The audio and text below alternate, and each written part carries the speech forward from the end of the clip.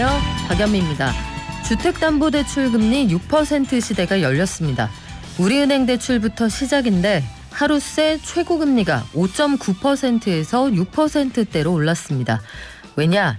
국고채 금리 폭등세에 담보대출 금리에 반영되는 금융채 금리까지 덩달아 올라섭니다. 기준금리부터 각종 조달금리가 올라가니까 올해 안에 대출 7% 상품 나올 수도 있다는 게 금융권의 전망입니다. 신용대출 금리도 5% 진입 코앞에 두고 있습니다. 빚내고 싶어서 내는 일이 있겠습니까만 대출 규제는 풀고 금리는 껑충 뛰는 이런 때에 투자건 주택구입이건 상환 능력은 스스로 냉정하게 따져보셔야겠습니다. 3월 30일 수요일, 여러분은 지금 삶을 발전시킬 경제발전소를 듣고 계십니다.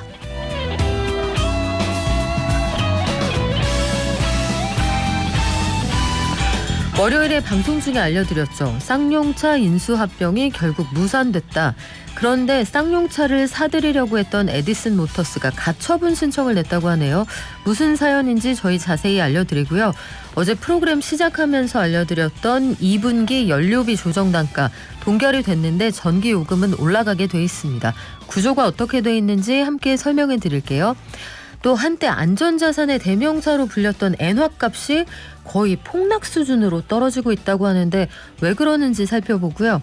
미국 국채의 장단기 금리가 역전됐다. 그런데 이걸 흔히 경기 침체의 신호라고 본답니다. 왜 그러는지 알려드릴게요. 우리 국고채 금리도 7년여 만에 3%대 돌파해서 금융시장에서 굉장히 긴장하고 있는 상황입니다. 또 미국의 전기차 회사 테슬라가 주식 분할을 또다시 추진한다고 하는데 제법 증시에 영향을 많이 미치는 모양이에요. 한국경제신문의 나수지 기자가 전해드립니다. 그리고 저희 증시 잠깐 들렀다가 경제 언박싱 하는 날이죠. 최근 들어서 헷갈리는 사인이 참 많아요. 대표적으로 대출 규제는 푸는데 금리는 올린대요. 또 50조 원의 추경으로 돈을 확 푼다고 하면서 돈이 많이 풀려서 물가가 올랐으니 이게 고통스럽다 이런 얘기가 나옵니다. 엇갈리는 정책들의 이 정책 믹스 어떻게 하면 좋을까요? 두 정책의 차이는 뭐고 우리 경제에 어떤 영향을 줄지 우리 박정호 교수와 알아보겠습니다. 이슈 발전소에서는 앞서 말씀드린 그 엔저 현상 왜 그러는 건지 또 우리 수출 기업들에게는 어떤 영향을 줄지 좀 더 자세히 매일경제신문의 김유신 기자와 알아볼게요. 저희 방송 중에 단문 50원, 장문 100원, 샵 0951로 받고요. TBS 앱, 유튜브도 열어주겠습니다.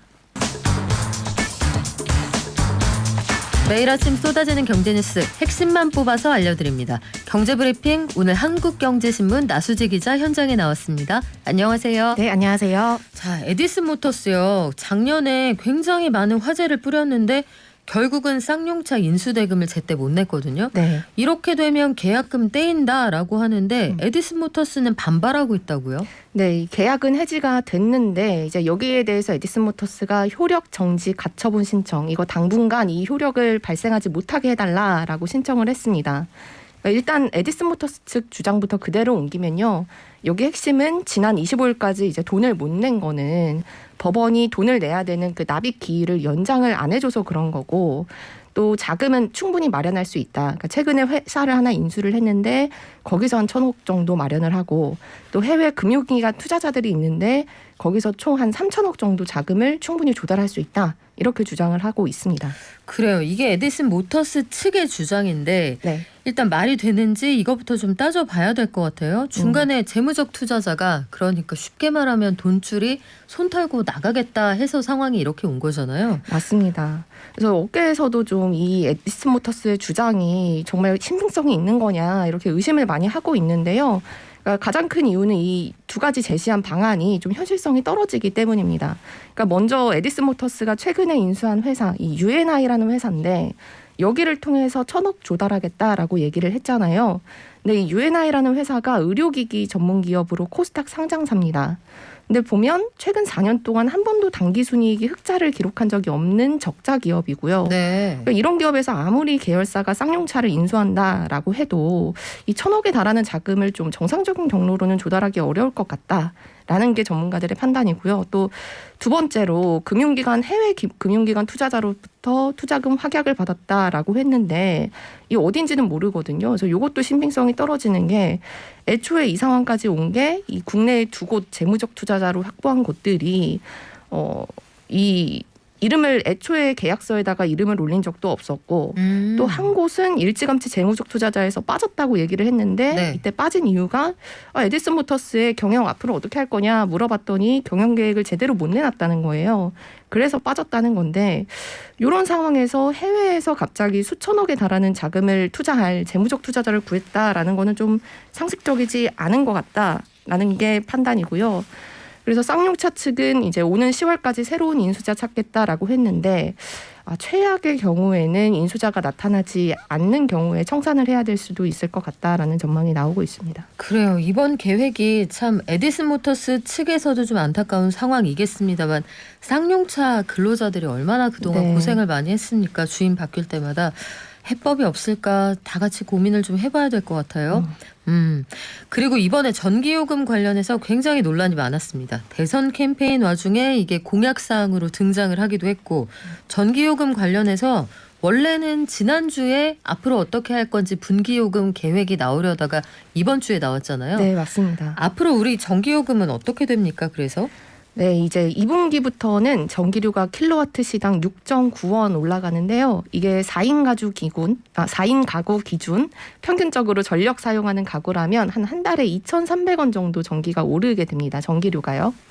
네, 오르긴 올랐지만은 예상보다 이게 좀 덜 오른 건데요. 전기료를 올릴 만한 요인을 좀 뜯어보면 크게 세 가지 정도 됩니다. 지난해 평균 연료비인 기준 연료비가 있고요. 그리고 두 번째는 그해 매분기 평균 연료비인 실적 연료비가 있고요.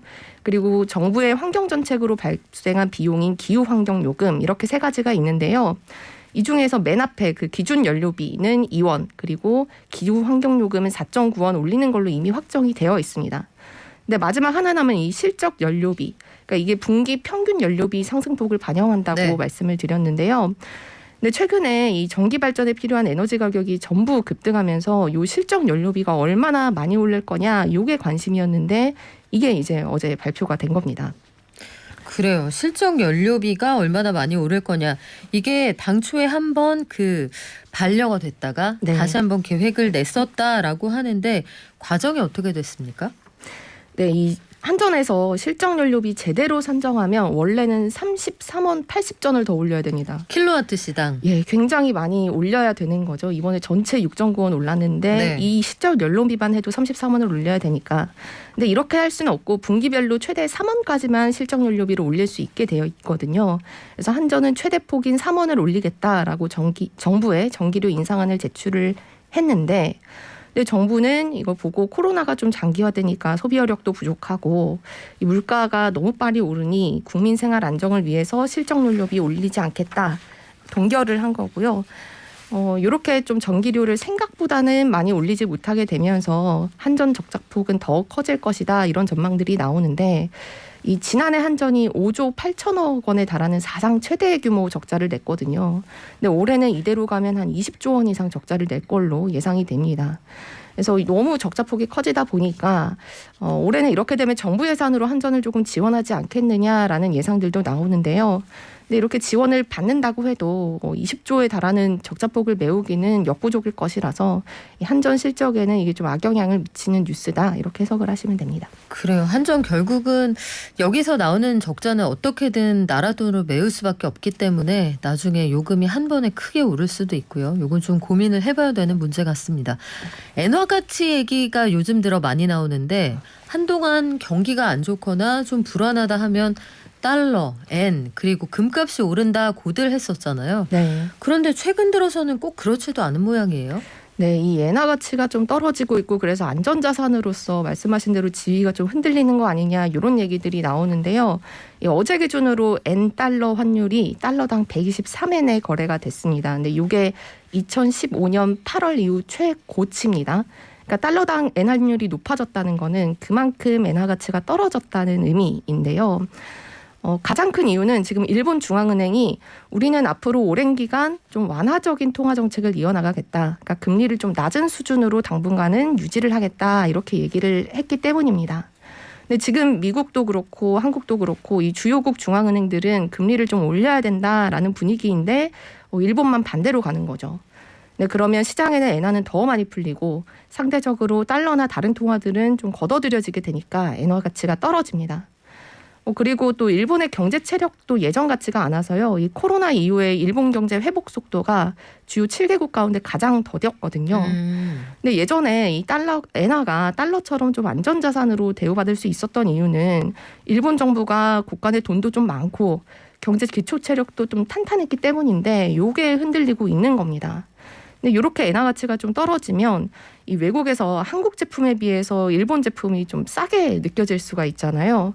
그래서 우리 기업한테는 조금 부정적인 영향을 미치는 뉴스다 이렇게 보시면 됩니다. 그래요. 이게 좀 헷갈리실 텐데 예전에는 1달러 살 때 N으로 치면 뭐 한 100엔, 110엔 이렇게 주고 살 수 있었다라고 하면 이제는 123엔을 줘야 1달러 살 수 있다. 그러면 엔화 가치가 떨어졌다 이런 얘기인데 반대로 그러면 1달러 어치 팔았을 때 엔화로 수금되는 돈은 늘어나니까 그 달러화로 표시했을 때 가격표는 좀 낮출 수가 있잖아요. 네, 맞습니다. 1달러 받던 거 0.9달러 받아도 엔화로 입금되는 돈은 비슷해지니까 그 얘기거든요. 이게 우리 기업들한테는 좀 불리하다고 합니다. 자, 엔화 가치 하락 얘기는 뒤에서 좀 더 자세히 김유신 기자와 나눠보고요. 미국 국채의 장단기 금리가 역전됐다. 그러니까 원래 금리 더 높던 게 금리가 좀 떨어졌고 이 위치가 바뀌었다는 건데 이게 왜 경기 침체의 신호가 됩니까? 일단 과거에 그런 사례가 있었기 때문인데요. 일반적으로 이 만기가 많이 남은 장기 국채 금리가 만기가 얼마 남지 않은 단기 국채 금리보다는 비쌉니다. 그러니까 우리도 예금을 오래 맡기면 이자를 더 많이 주잖아요. 그리고 누구한테 돈을 빌려주고 내일 받는 거랑 뭐 일주일 뒤에 받는 거랑 일주일 뒤에 받는 거를 훨씬 더 금리를 많이 받아야 되는. 그때 어떤 일이 생길지 모르니까요. 네. 그러니까 그런 것과 같은 이치인데요. 근데 이렇게 지금 만기가 짧은 채권의 금리가 더 비싸졌다는 거는 그만큼 먼 미래의 경제 상황보다 앞으로 바로 앞에 경제 상황이 조금 더 나빠질 걸로 본다는 의미입니다. 그래서 과거에는 이런 장단기 금리 역전 됐다. 그러면 좀 경기 침체가 올 수 있는 거 아니냐 이런 신호로 꼽혔는데요. 근데 어제 미국 국채 시장에서 이 5년 만기 채권 금리가 30년 만기 채권 금리를 뒤집는 일이 일어났는데, 근데 이게 글로벌 금융위기 발생 2년 정도 전이 2006년 요때 이후 16년 만에 처음 일어나는 일입니다. 그렇군요. 예, 그러니까 미국 중앙은행이 금리를 빠르게 올릴 걸로 예상되니까 단기 채권 위주로 시장에서 채권을 많이 팔았고 또 채권이 가격이 떨어지니까 반대로 금리는 좀 오른 현상이 벌어진 건데요. 근데 물론 해석하기에 따라서 어떤 사람은 과거에 장단기 금리 역전이 벌어지면 경기 침체가 몇 년 뒤에 일어났으니까 이번에도 그럴 수 있다. 라고 생각하는 분도 있고 또 이게 그냥 앞으로 중앙은행이 금리를 빠르게 올릴 것 같으니까 갑자기 단기 채권을 팔아서 일시적인 현상이다. 뭐 이런 해석도 가능하긴 한데 어쨌든 미국에서 이 국채 금리가 빠르게 오르고 또 한국에서도 미국이 금리를 빠르게 올릴 걸로 예상을 되니까요. 이 한국의 10년물 국채 금리도 3%까지 올라서 이게 7년 만에 최고치를 기록하기도 했습니다. 그래요. 말씀하신 것처럼 30년 뒤에 무슨 일이 있을지 모르겠으니까 보통은 그 만기가 뒤로 막 밀려 있는 걸 금리를 더 주는데 한치 앞의 상황은 더 모르겠다. 지금 경기 맞습니다. 상황이 그렇다는 얘기네요. 네. 그리고 이게 항상 아마 들으실 때 헷갈릴 거예요. 채권 가격이 떨어지니까 금리는 오릅니다. 이게 무슨 말인지 모르실 텐데 채권 가격이 떨어진다. 시장에서 이 채권 원하는 사람이 별로 없거나 물량이 막 쏟아지면 뭔가 혜택을 줘야 그래야 사고 싶을 거 아니에요. 그게 바로 금리다. 이렇게 생각하시면 될 것 같네요. 마지막으로 테슬라 주식을 또 쪼갠다? 분할을 한다? 이거 왜 자꾸 이렇게 하는 거예요?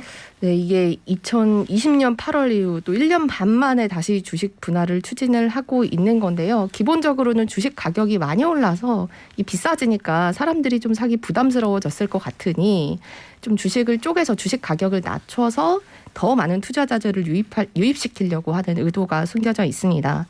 1년 반 전에 지난번에는 1개 주식을 5개 주식으로 쪼갰거든요. 근데 이번에는 방법을 조금 달리 했어요. 그러니까 기존 주주들한테 주식을 나눠주는 겁니다. 그러니까 이렇게 기존 주주들한테 예를 들어서 한 주씩 더 준다고 하면 주식 수가 2배로 늘어나니까 한 개 주식을 2개 쪼갠 걸로 같은 효과가 나는 거죠. 다만 테슬라가 아직 더 주겠다, 그러니까 주식을 더 주겠다라고만 하고 아직 얼마나 주식을 더 나눠줄지, 뭐 언제 나눠줄지 이런 구체적인 내용은 공개가 되지 않았는데요. 지금 테슬라가 주당 한 $1,000, 그러니까 우리 돈으로 한 120만 원 정도거든요. 천슬라네요, 다시. 네, 다시 천슬라가 네. 왔습니다. 그래서 예전에는 이제 5분의 1로 쪼개기 전에도 천슬라가 왔다고 했는데, 그러니까요. 그때 이후로 이제 5배 오른 거죠. 그래서 이렇게 우리 돈으로 120만 원 정도니까 좀 너무 가격이 높아진 것 같다. 그래서 주당 가격을 좀 내려서 투자를 쪼개서 그냥 주식만 쪼개서 투자를 좀 쉽게 만들자는 건데, 그러니까 이론적으로는 주가에 영향이 없어야 되는데요. 이 보통은 주당 가격이 내려가니까 주식에 대한 접근성이 높아져서 거래량이 늘어나는 효과가 있고요. 또 2년 전에 그럼 어땠나 보니까 이 주식 분할 이후 테슬라 주가가 실제로 많이 올랐습니다. 근데 그래도 요 영향이라기보다는 어쨌든 테슬라가 정말 장사를 잘하는지 이런 펀더멘털을 따라가는 영향이 더 커서요. 이번에도 효과가 있을지는 조금 지켜봐야겠습니다. 그래요. 지금까지 한국경제신문 나수지 기자였습니다. 고맙습니다. 네, 감사합니다. 자, 코로나19 확산세 속에서 수요일 효과가 다시 나타나고 있습니다. 수요일에 주중에 보면 제일 확진자가 많기는 한데 다시 40만 명대로 접어들었죠. 계속해서 코로나19 방역수칙 지켜주시고 마스크 착용, 사회적 거리두기 유지해 주시기 바랍니다.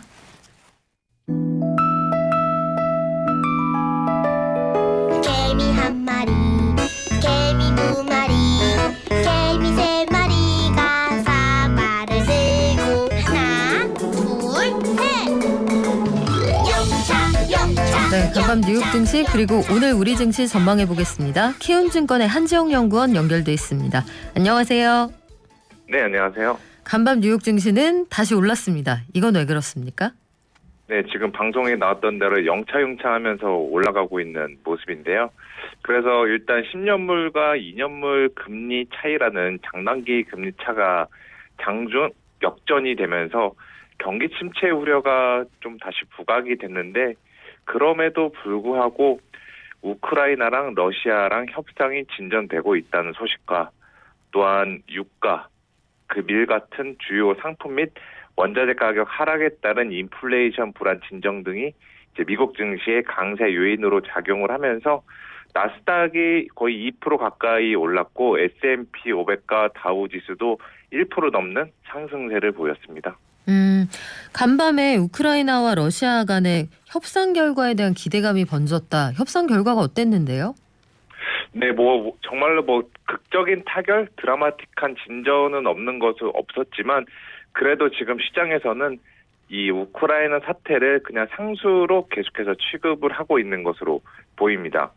그래서 러시아 같은 경우 이번 협상에서 우크라이나 키이우와 체르니히우에서 군사활동을 축소할 것이라고 밝혔고, 우크라이나도 지금 러시아가 요구하고 있는 중립국화에 대해서도 안보보장 체계가 마련이 된다면은 본인들도 수용할 의사가 있다라고 알려졌습니다. 물론 지금 미국 같은 경우는 아직까지는 말보다는 이제 행동을 지켜보겠다라고 하면서 어느 정도 신중한 스탠스를 보이고 있는데, 그래도 주목해 볼 거는 이처럼 그동안 좀처럼 타협점을 찾지 못한 채 평행 가도를 달리고 있었던 양국 간이 이제 실질적인 진전을 이루어내고 있다는 점에 주목해 볼 필요가 있을 것 같아요. 또 유가랑 곡물 등 2, 3월 중 폭등했던 원자재 가격들이 안정세를 찾아가고 있다라는 점을 고려하면은 우크라이나발 경기 둔화 리스크, 경기 침체 리스크도 지금 시간이 지날수록 해소될 것으로 전망이 되고 있습니다. 미국 시장에서 그 국고채, 장단기 채권 금리가 역전됐다. 이 얘기 잠깐 전해드렸는데 이걸 네. 경기 침체의 신호로 봐야 되느냐 아니냐 이 분석이 좀 엇갈리거든요. 증권가에서는 어떻게 보고 있나요? 네, 실제로 좀 논란들이 계속 있어요. 그래서 지난번에 30년 물과 5년 물에 이어서 미국의 10년 물과 2년 물 금리 차이가 이제 역전이 되면서 이제 증시에서도 이제 침체가 정말 올 수 있지 않나라는 불안들을 하고 있습니다. 그래서 지금 현재 대부분 만기물 금리 간의 차이가 축소 혹은 역전이 되고 있다라는 사실에 부담을 느끼고 있는 것은 어떻게 보면 인지상정인데, 그런데 아직까지 침체에 대한 예측력이 가장 높은 3년물과 10년물의 금리 차이는 오히려 확대 중이라는 사실에도 주목해 볼 필요가 있습니다.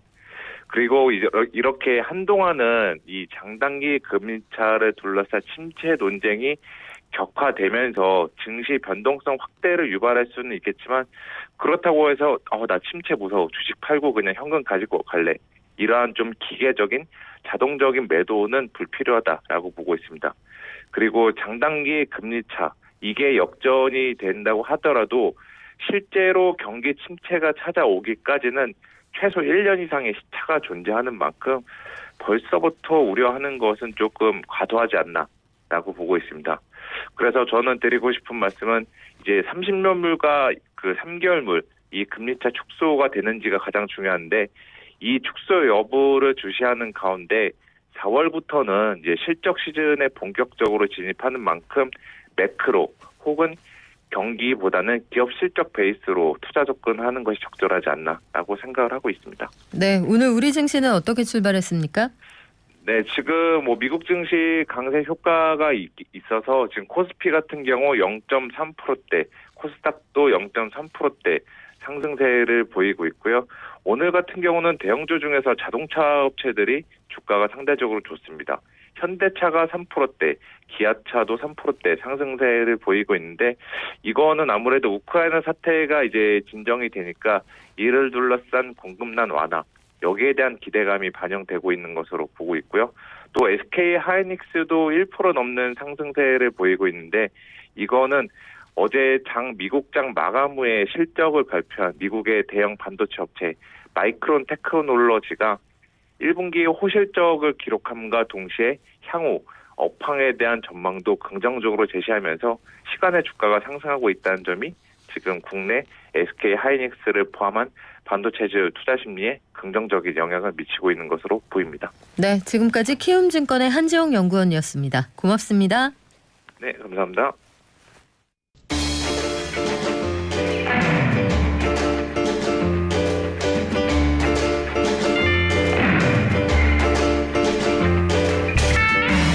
네, 여러분의 의견을 고려해서 저희가 새로운 코너 간판 달았습니다. 경제 언박싱.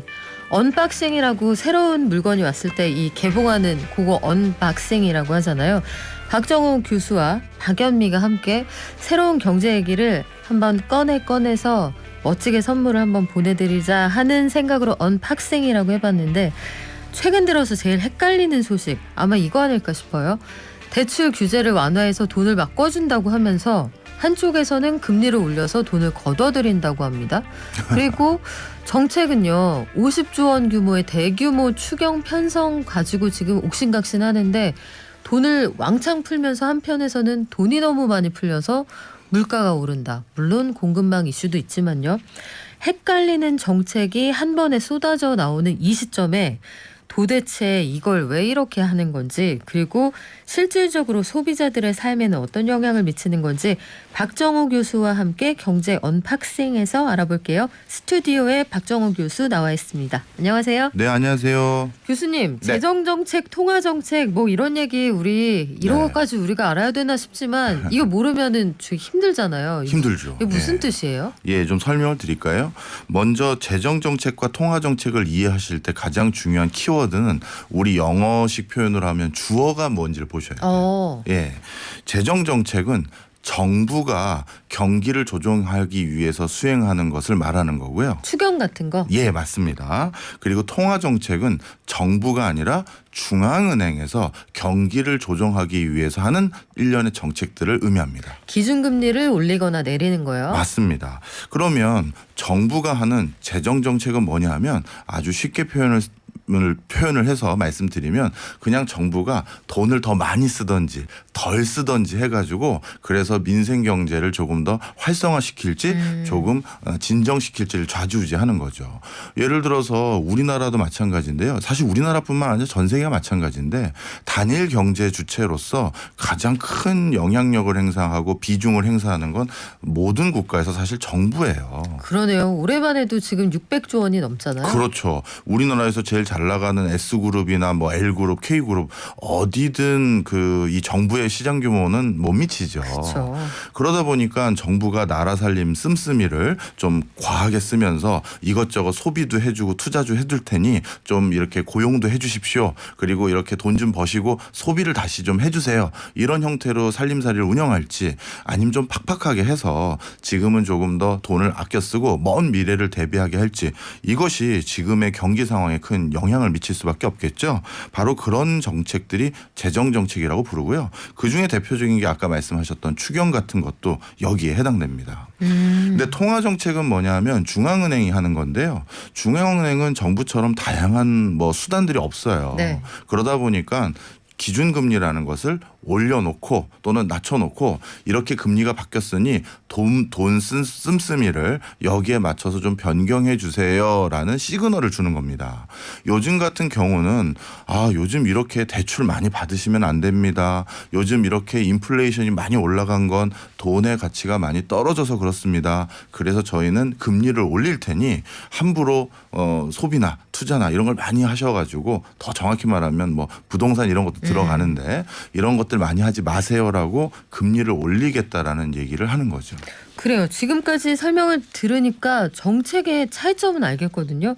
그런데 예컨대 보면 최근 들어서 중앙은행은 금리를 올리면서 자 여러분 빚을 너무 많이 낼 때가 아닙니다. 물가도 너무 많이 올랐습니다라고 그 이른바 경고 사인을 주고 있는데 시중에서 은행들은 지금 신용대출의 한도 설정했던 것들도 확 풀어주고 네. 주택담보대출도 좀 종전보다는 용이하게 해줄 것 같고 이런 분위기란 말이죠. 네. 이건 왜 그래요? 네. 이거는 중앙은행과 정부가 정책을 결정할 때 바라보는 관점이 좀 다르기 때문이에요. 중앙은행은 금리 수준을 결정할 때 본인들에게 주어진 숙제가 있습니다. 모든 공공기관은요. 법에서 명시한 설립 목적이 있고 그것을 바탕으로 주어진 임무라는 게 법에 명시되어 있어요. 네. 근데 중앙은행 같은 경우는 뭐라고 명시되어 있냐면 물가 잡아라 이렇게 써 있거든요. 물가 안정이 가장 중요한 중앙은행의 기능이군요. 맞습니다. 그러니까 지금 소상공인들 얼마나 힘든지 또 나머지 이슈들을 다 알고는 있는데 본인들에게 부여받은 숙제라는 건 일단 1순위가 물가 잡는 거거든요. 부여받은 숙제를 안 풀고 다른 일 했다 이런 거는 누구도 칭찬받지 못하겠죠.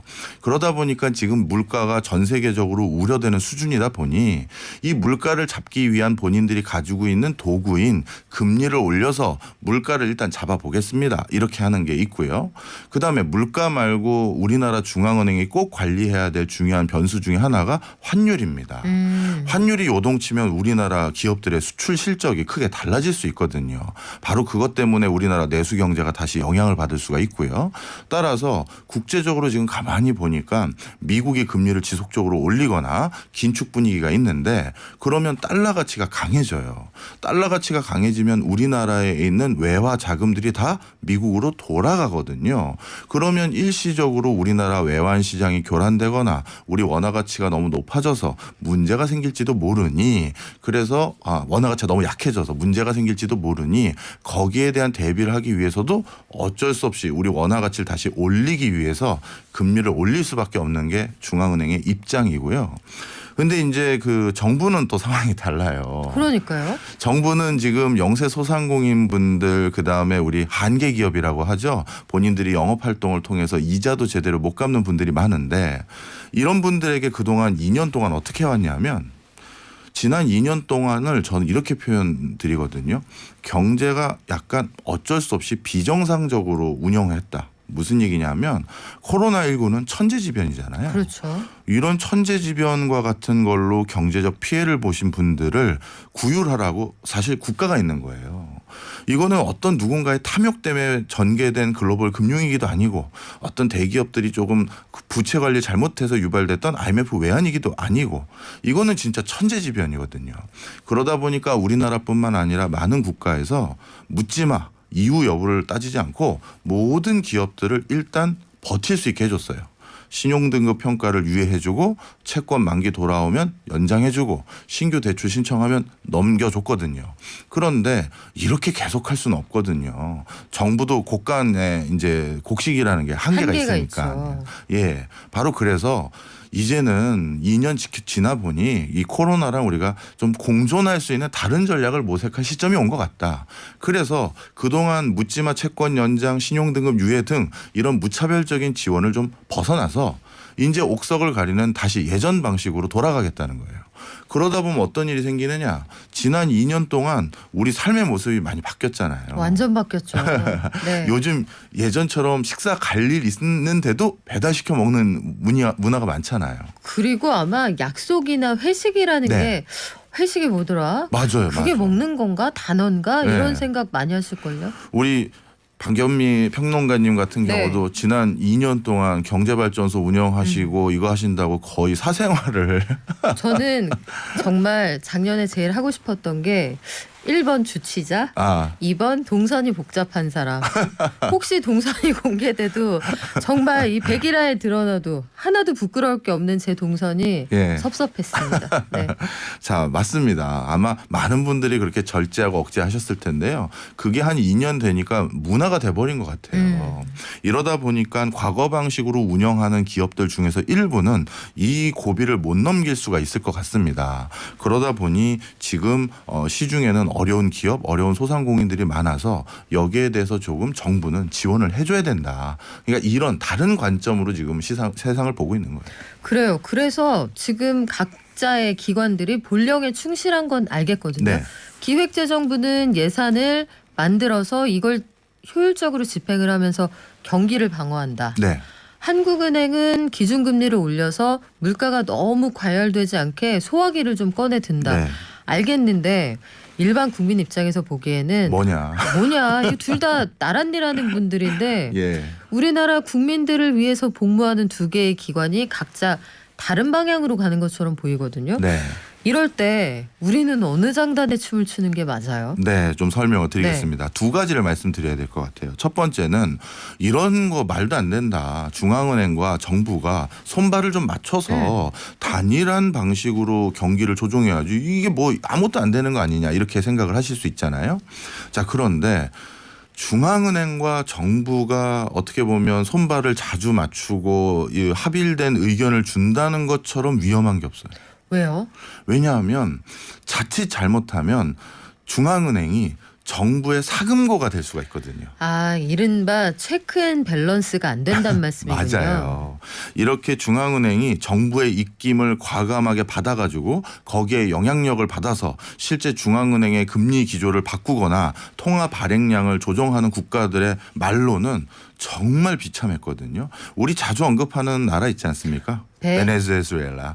베네수엘라 같은 경우도 대통령의 사금고처럼 본인이 필요한 정책이 있을 때마다 돈은 없으니까 세금도 안 거치니까 돈을 찍어다가 썼었어요. 그게 이른바 중앙은행이 하는 통화 증발이라는 거잖아요. 그렇습니다. 그러니까 기체가 돼서 날아간다가 아니라 좀 더 많이 발행한다라는 건데 그렇게 하면 돈값이 확 떨어지잖아요. 그렇죠. 바로 그러다 보니까 전 세계적으로 중앙은행의 독립이라는 건 정부가 무슨 일을 하던 그냥 자신들은 자신들 갈 길을 가는 것이 국가 경제 체계에서 가장 그래도 안정적이다라는 확신과 신뢰를 모든 경제학자가 아마 동일하게 동의하는 바가 이거 하나 있을 거예요. 그렇군요. 네. 그렇다면은 우리가 보기에는 약간 혼란스러운 시그널일 수 있지만 가정경제로 보면 이런 거네요. 기획재정부는 돈 쓰는 주체. 네. 그리고 한국은행은 말하자면 가계부 쓰는 주체. 그렇네요. 그게 엄마건 아빠건 간에 네. 살림살이를 알뜰하게 해야 된다. 요거는 중앙은행의 몫이고 지금 쓸 때다. 이렇게 생각하는 사람은 이제 돈 쓰는 주체가 될 텐데. 네. 하나 더 있는데요. 전 세계적으로 그런데 경기를 조종하는 데 있어서 정부의 역할보다는 원래 중앙은행의 역할이 더 컸었습니다. 왜 그러냐 하면 특히 OECD 국가와 같이 금융시장이 발달하고 자본시장이 발달한 곳은요. 금리 조정이 시장에 미치는 영향이 커요. 그런데 후진국 개도국 같은 경우는 금융시장, 자본시장, 주식시장 이런 게 없잖아요. 그러다 보니까 중앙은행의 금리 조정이라는 게 경기에 많이 영향을 못 미칩니다. 큰 의미가 없군요. 그렇죠. 그러다 보니까 후진국일수록 오히려 경기에 영향을 미치는 변수는 재정정책에 훨씬 큰 영향을 미치고 선진국이면 선진국일수록 중앙은행만 쳐다보는 게 일반적이다. 이렇게 보시면 됩니다. 아, 이제 이해가 됐어요. 예. 미국에서 보면은 그 미국의 장관들 유명한 사람들 많은데 그렇게 파월 연준 의장이 경기 얘기가 나올 때마다 TV 앞에는 그분이 나오더라고요. 그렇죠.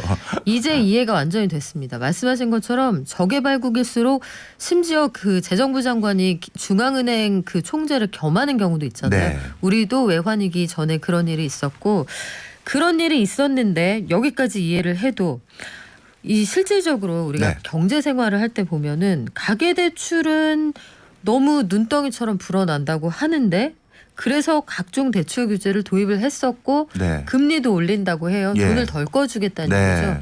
이 와중에 돈을 확 푼다는 얘기하고 대출 규제 다시 풀어드릴게요. 이게 은행에서 실질적으로 이번 달부터 나타나거든요. 네.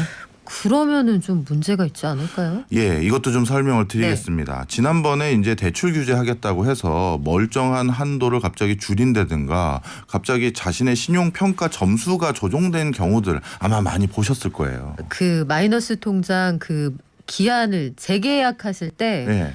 저 1.7에 빌렸는데 이번에 3.5라고 쇼 이런 사람들 되게 많았어요. 예, 작년에. 맞습니다. 네. 이제 그런 여러 가지 황당한 일들을 경험하셨을 텐데요.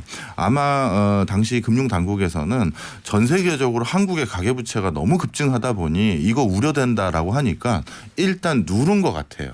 근데 누르고 나서 어떤 일이 통계적으로 확인됐느냐.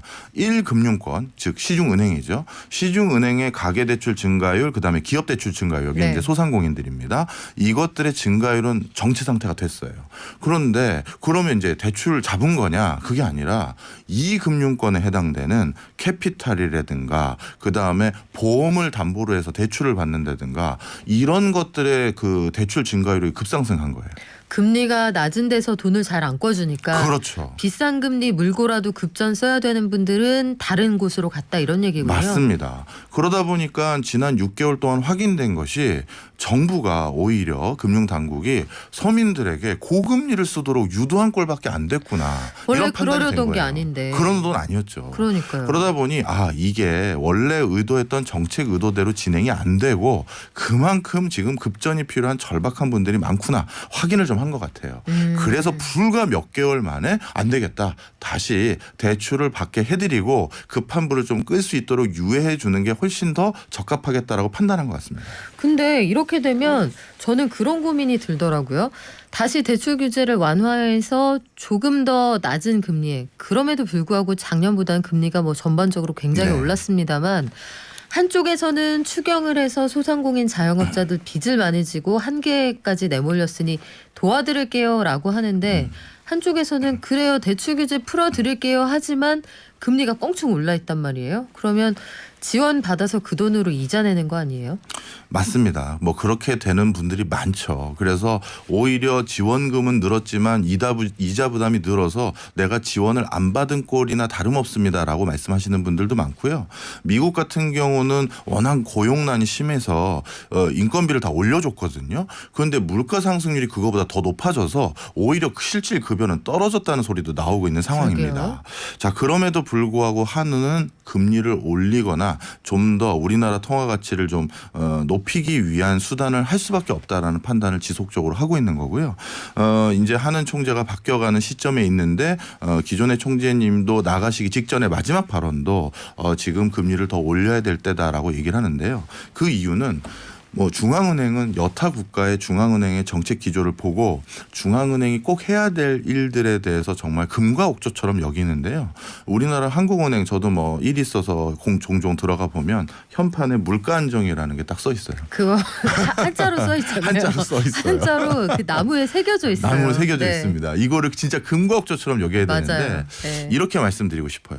물가 안정 그러니까 물가 관리에 실패했던 나라의 중앙은행 얼마나 혹독한 대가를 치르냐 하면 그런 나라들의 공통점은 문화가 바뀌어요. 그래서 저축을 안 합니다. 어차피 국가가. 돈값이 떨어질 거니까. 그렇죠. 예를 들어서 내가 먹을 거 안 먹고 입을 거 안 입고 5년을 꼬박 저금했는데 갑자기 무슨 경기에 큰 변동이 생겨서 하이퍼 인플레이션이 생겨서 내가 5년 동안 모아둔 돈이 한 달 월급도 안 되는 수준으로 떨어져 버리는 일들을 한 두세 차례 경험하고 나면요.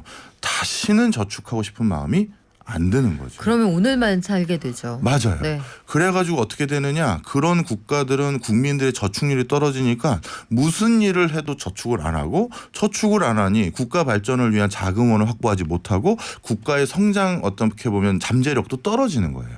뿐만 아니라 월급 제도도 바뀌어요. 원래 월급을 주던 나라들이 주급으로 바뀌는 거예요. 다음 달에 돈이 어떤 값어치를 가질지 모르니 이번 주일한 건 나 지금 주세요가 되는 거예요. 그렇군요. 그러다 보니 중앙은행에서는 한번 물가가 어느 임계치를 넘어서 관리할 수 있는 수준 범위를 넘어가 버리면 이거는 다시는 돌이킬 수 없는 일들이 생긴다.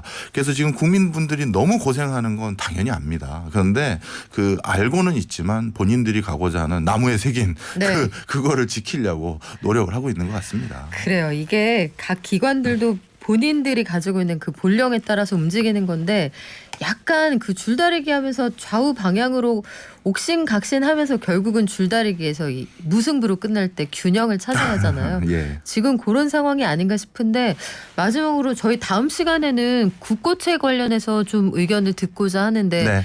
국고채를 많이 발행을 하게 돼서 이게 지원금으로 풀리면 결국 금리가 올라가니까 이게 뭐 우리 PD는 좋아하지 않겠지만 이 표현을 한 번만 쓸게요. 와닿게. 네. 똔똔이 아니냐.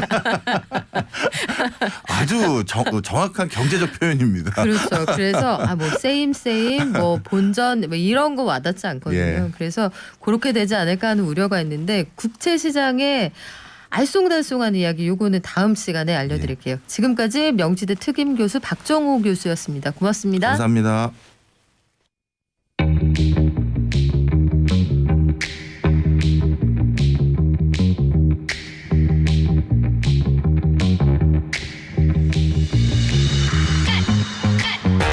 네, 5570님 금리가 오르면 주식시장에 영향이 있습니까?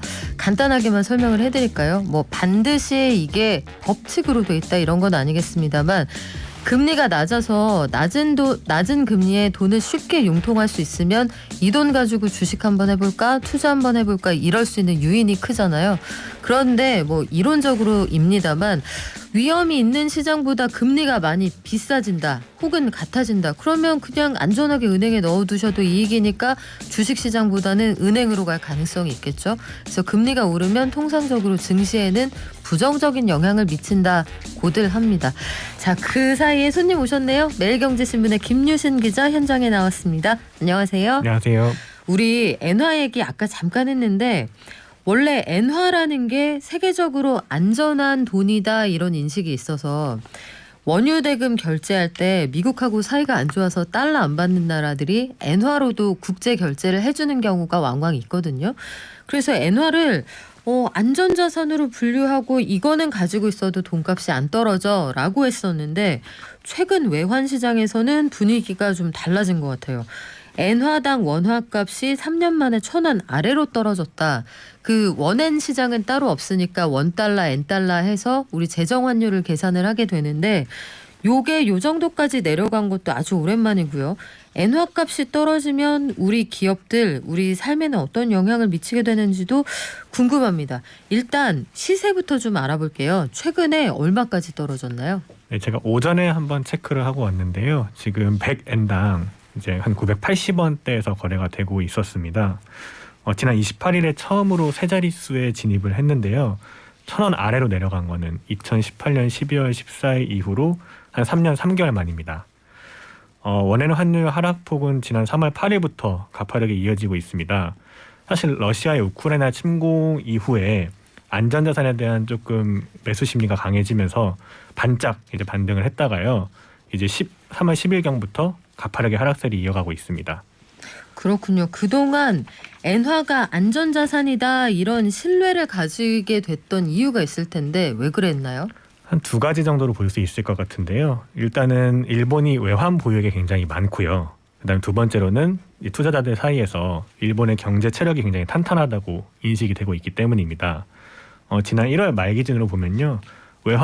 일본이 보유한 외환 보유액이 한 1조 3,859억 달러로 중국에 이어서 세계 두 번째로 외환 보유액이 많은 국가라고 이렇게 조사가 됐습니다. 그렇군요. 사실 이렇게 외환 보유액이 많게 된 이유는 한 1990년대부터 일본이 이제 경제 성장률이 상당히 좀 저조했기 때문에 일본에 있는 투자자들이 해외로 눈을 돌리면서 해외 자산을 적극적으로 매입하게 됐기 때문입니다. 두 번째로는 뭐 다들 아시다시피 일본의 경제 성장률이 높지는 않지만 그래도 변동성이 굉장히 적기 때문에 상당히 안전한 국가다 이렇게 투자자들 사이에서 인식이 되고 있습니다. 그래서 이제 엔화에 대해서도 안전한 자산이다라고 이렇게 인식을 하고 계시고요.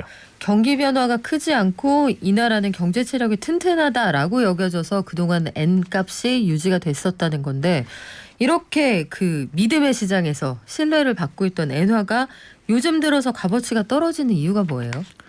바로 통화 정책 때문인데요. 우리나라도 한국은행이 이제 기준금리와 같은 통화 정책 결정을 하는데 일본도 일본의 중앙은행 즉 BOJ가 지난 18일에 금융정책 결정 회의에서 대규모로 금융 완화 조치를 취한 것을 유지하기로 결정을 이제 했습니다. 구체적으로 단기 금리를 마이너스 0.1%로 동결을 하고 장기 금리 지표인 10년물 국채 금리도 0% 수준으로 유지를 하기 위해서요. 이제 상한 없이 장기 국채를 매입하겠다고 발표를 했습니다. 중앙은행이 국채를 매입을 하게 되면 그만큼 시중의 유동성이 늘어나게 되고 엔화 공급도 늘어나기 때문에 엔화 가치가 이제 하락할 수밖에 없습니다. 그러면 이것도 궁금한데요. 우리가 흔히 그 통화 가치를 얘기할 때 유로 대비는 강세고 달러 대비는 약세고 뭐 이럴 수 있잖아요.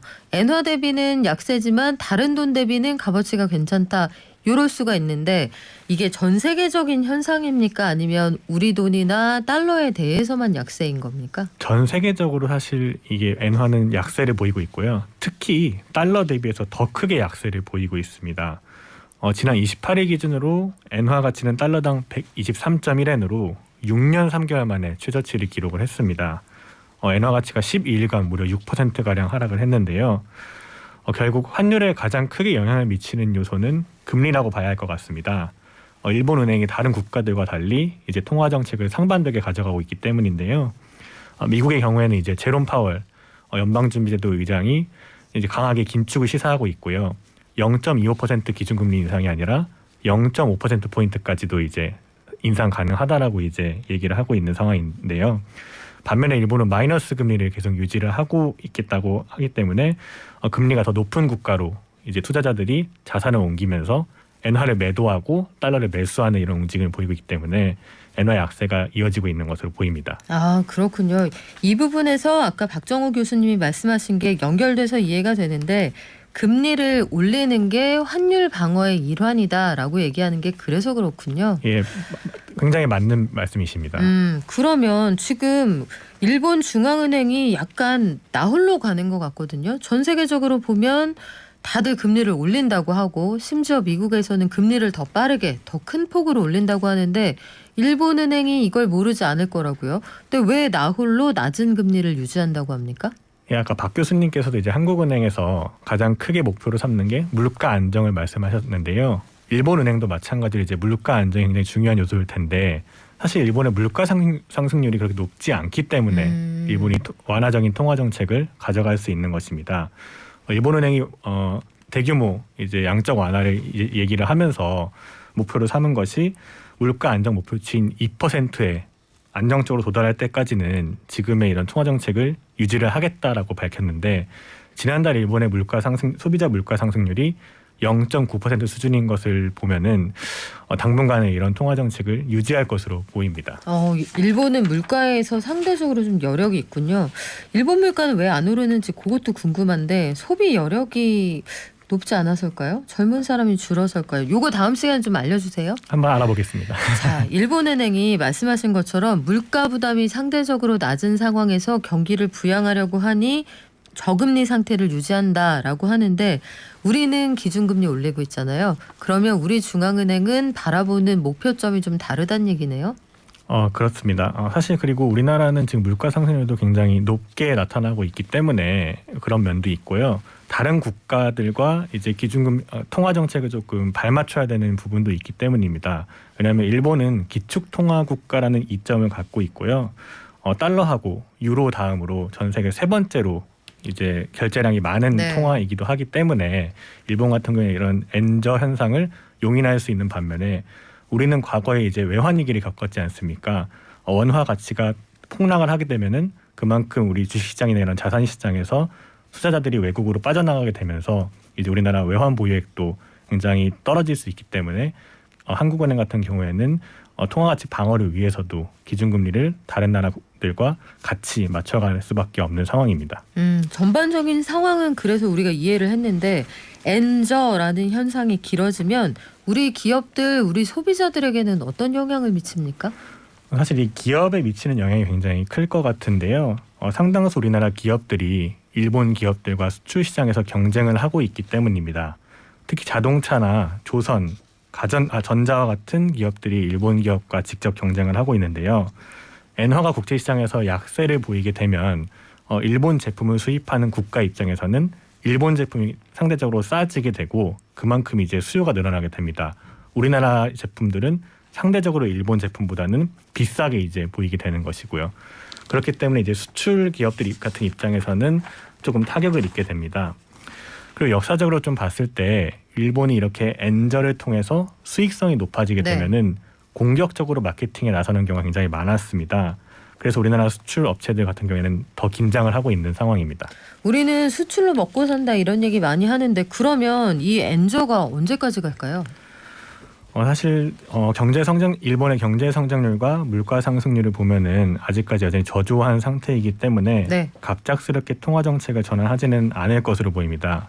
여기에 이제 원자재 값도 상승을 하면서 일본의 무역 수지도 적자를 보이고 있는 점도 이제 엔저가 계속 유지될 것 같은 이유 중에 하나입니다. 그래요. 한동안 국제 금융시장 좀 면밀히 봐야 되는 그런 시점인 것 같습니다. 오늘 저희가 이런저런 얘기 많이 하면서 어려운 얘기 많이 했죠. 혹시 이해가 안 가시는 부분이 있으면 여기 남겨주시고요. 4월 달에는 재미있는 시간을 조금 더 보충해 볼게요. 자, 여기에 여러 가지 의견들 많이 주시는데요. 저희 의견도 충분히 반영해서 내일도 알찬 소식으로 돌아오겠습니다. 모두 건강하세요. 발전.